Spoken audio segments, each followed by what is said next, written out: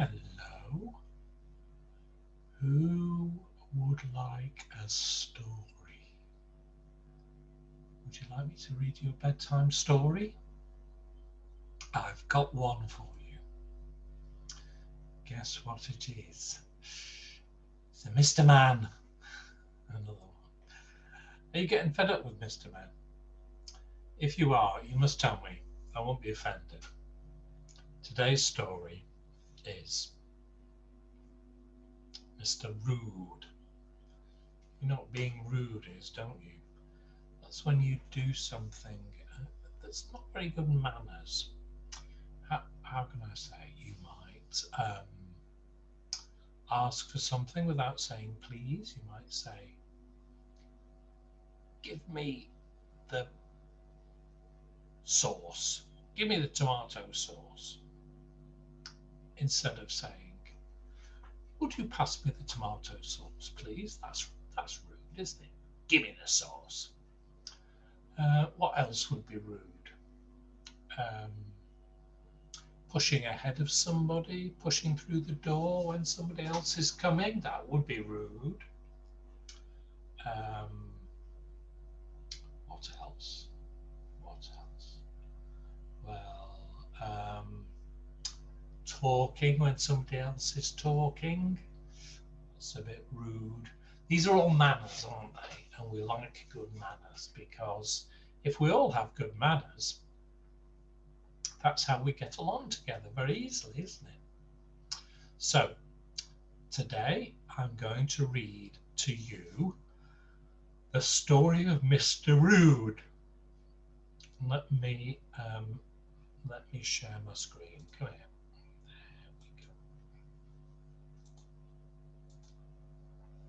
There we go. There's Mr. Rude.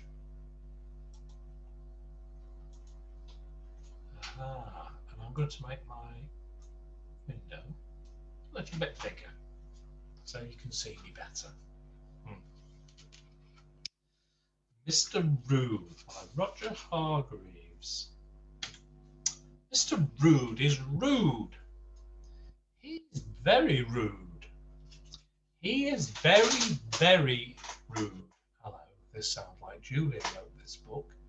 Very, very, very, very, very, very, very, very, very, very, very, very rude. He's worse than very, very rude. He is extraordinarily rude.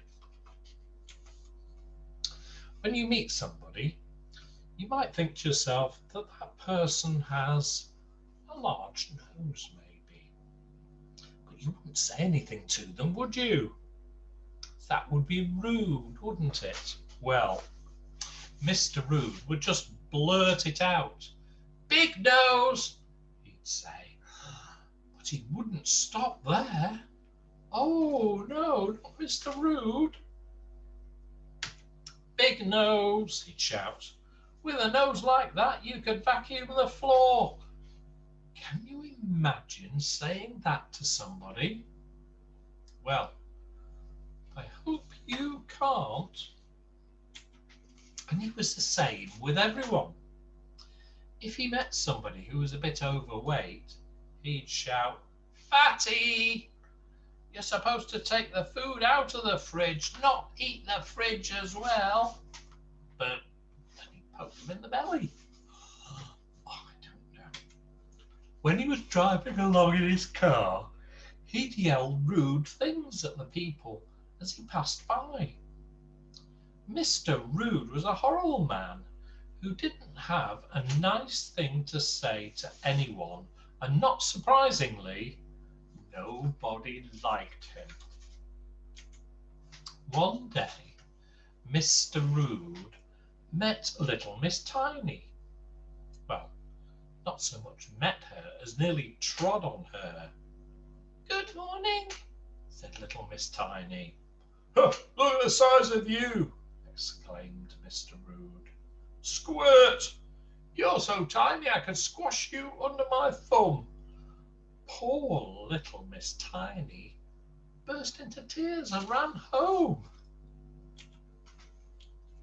Well, behind a tree on the other side of the lane, Mr. Happy was watching, and he looks anything but happy, doesn't he? He'd heard everything. The next morning, Mr. Happy was outside Mr. Rude's house, suitcase in hand. Mr. Happy knocked on Mr. Rude's front door. "Go away!" shouted Mr. Rude. Mr. Happy knocked again. Mr. Rude opened the door. "Can't you read?" said Mr. Rude, pointing to his doormat. Mr. Rude's doormat didn't say welcome like everybody else's doormat.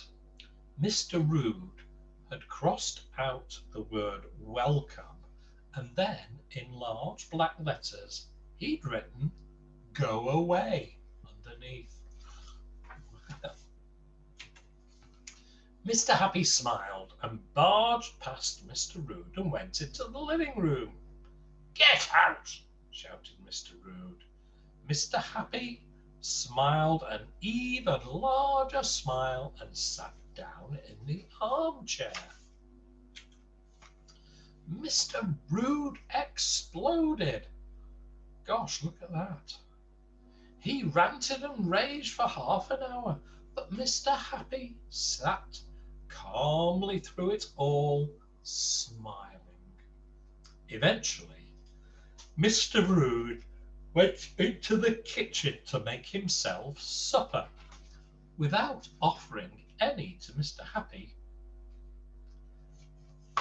And after his supper, Mr. Rude ranted and raged for a full hour, but whatever Mr. Rude called him, Mr. Happy took no notice. Finally, Mr. Rude turned out the lights and went upstairs, without offering Mr. Happy a bed for the night. When he came down in the morning, Mr. Happy was still there, sitting in the armchair, still smiling. "Okay, I give in," said Mr. Rude. "What do you want?" "Breakfast would be nice," said Mr. Happy. "Please." Mr. Rude made breakfast for him.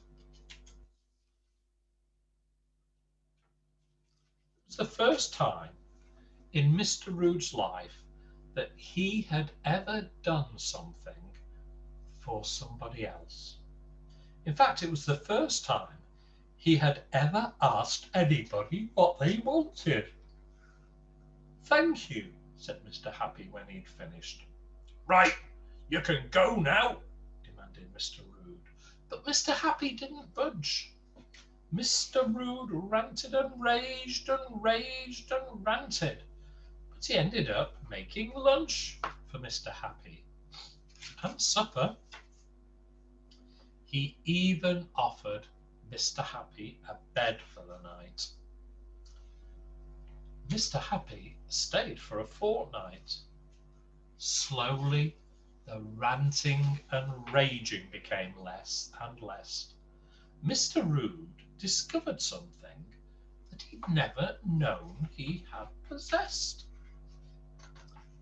manners. Well, when it was time for Mr. Happy to leave, he shook Mr. Rude's hand and said, "Thank you so much, Mr. Rude. I really enjoyed my stay." And Mr. Rude, he beamed a smile that was every bit as wide as Mr. Happy's, and he found himself saying, "And so did I." Mr. Rude was a changed man.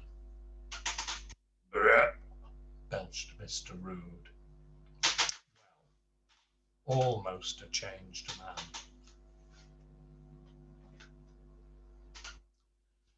We've been reading quite a few Mr. Men books. Like I say, if you're a bit fed up of them, you just tell me. Would that be rude? No, because I'm offering it, so it's not rude. Look at those we've read. I'm putting a cross through them all. We've read all of these: Mr. Tickle, Mr. Greedy, Mr. Happy, Mr. Snow, Mr. Messy, Mr. Jelly, Mr. Chatterbox, Mr. Tall, Mr. Nonsense, Mr. Mischief, and today Mr. Rude. I put a big cross over the top of Mr. Rude. Do you think that was rude of me? Maybe. I don't think he'll mind. I don't think he'll mind. So, I hope you enjoyed the story. Feedback is always good, as usual. I've been enjoying watching videos of people and seeing photos. I've had some videos from Ecuador. I've seen Julia on the zip wire, whizzing down, hanging on, and then jumping off at the bottom. You be careful, young lady. I know you're very good at jumping, but you be careful. And I've seen Aureliano and Aureliano's birthday party when there was a pool, wasn't there? There was a swimming pool at Way Nidia's. That looked good fun, and there was food and things like that. I've seen pictures of Florencia eating sushi. Ooh, that's very exotic food. And I've seen a picture of Arthur and Saoirse. They've got a trampoline for the garden, one of those round trampolines, haven't you? And that looks good fun. Grandy can't wait to have a go on that. And also a big swimming pool. Yeah, we should have been going to see you today, but Grandma wasn't feeling too good. She's got a bit of a funny cold and swollen glands and doesn't feel very well. And she didn't want to pass it on to you.